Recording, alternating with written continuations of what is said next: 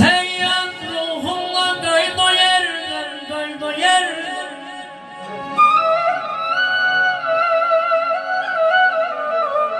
Ziyaret etmeye Karabağ'a gel Karabağ.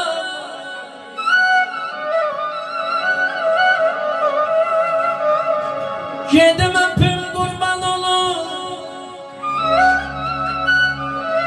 Yedim öpüm kurban olur.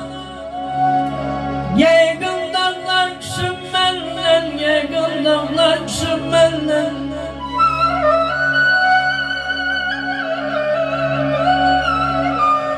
Bu yıl yine gidem,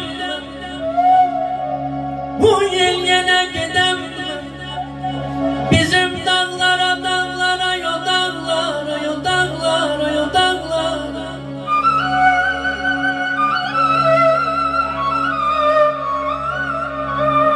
Özüm gidem, özüm gidem. Vasıfım sesim dağlara, dağlara, o dağlara, yo dağlara, yo dağlara.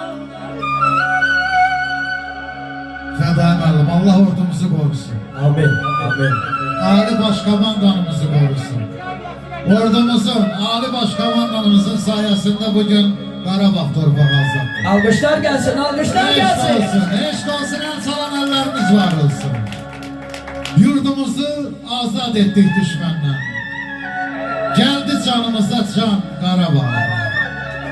Şehit oldu neçə igidiler, töküldü ne kadar kan Qarabağ'da. İşimiz hak idi, bizim idi hak.